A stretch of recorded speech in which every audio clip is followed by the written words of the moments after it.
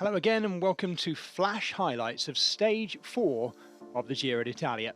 After the rest day on Monday and the riders back in Italy after their 3 days of racing in Bulgaria, an opportunity to get things started as we work our way south to north up from the boot of Italy going northwards. And this is very much a south to north stage too, in Calabria, racing between Catanzaro and Cosenza. Beautiful sunny conditions in the south of Italy too. And Guillermo Silva, the Uruguayan, still in pink. Would he still be in pink at the end of the day? This was a fascinating stage with one big climb, the Cozzo Tunno, right in the middle of it. Lots of talk about how tough that might be or how tough it might be made for the best of the sprinters. Would any of them survive? That's the question. Well, after 3 days of racing in Bulgaria where it was only 2 teams who wanted to get into the break, this time back on Italian soil, much more of a battle to be in that breakaway. We had 6 riders clear: Martin Marcialusi, Darren Rafferty, Johan Jacobs, Warren Barguil, Mattia Weiss and Nicholas Larsson were the 6 who were clear as well. And they were going a long way to try and survive to the first sprint, and they did that. San Lucido, that was the sprint for the Ciclamino points, and then the climbing started. Basically 15k uphill to Cozzo Tunno, and that's where they really started to lose their advantage too.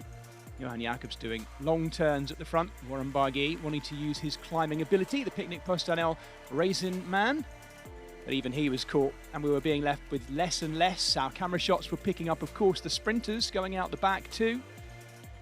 Not just the sprinters though, this climb would become harder and harder.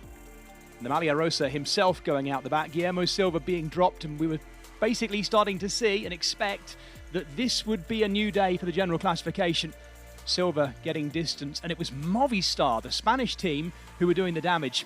Question is, who were they doing it for? Look at this, Egan Bernal dropping out the back too, so it wasn't just the sprinters who were being distanced on the Cozzo Tunno. Over the top, it was Nelson Oliveira who'd been doing a lot of long, hard driving at the front. They were trying to make sure Orluis Aular would be the best of the sprinters to survive, and it has to be said, that is exactly what Movistar did as well. Orluis Aular in what became a very select leading group, some 40 or so riders. It would grow on the descent as well. And these were some of the names in there. Enric Mas had made it. Look at the number of Movistar riders there too. Problems for Derek G going over the top and starting the descent too. The Canadian having to drop off to have a bike change. And I can tell you, it would be costly. Arnaud Delius, you've just seen flash up on the screen, another of those who would not finish this stage, still suffering with illness since the beginning. We were watching the chase behind. Jan Christen was winking to the cameras in the white there, looking after that Best Young Riders jersey for Guillermo Silva. And then we had the Red Bull Sprint. Don't forget, 6, 4 and 2 bonus seconds, and not only was Jan Christen winking, but he was winning. Picking up the 6 seconds there ahead of Giulio Pellizzari and Giulio Ciccone. Jan Christen, despite the fact that he's had a fair bit of time out with injury this season, looking very confident and enjoying his Giro so far. Could he make it work at the finish? Well, this would be the group that would contest the finish as well. Some big names, fast names in there too, that had riders working for them, but Jan Christen wasn't going to wait to see whether the likes of Florian Stork, Ciccone and others could give it a go in the sprint, because he was off. He took off by himself, and really the response behind had to come from Movistar after all the work they'd done for this as well. Mateo Sobrero aiding that chase too.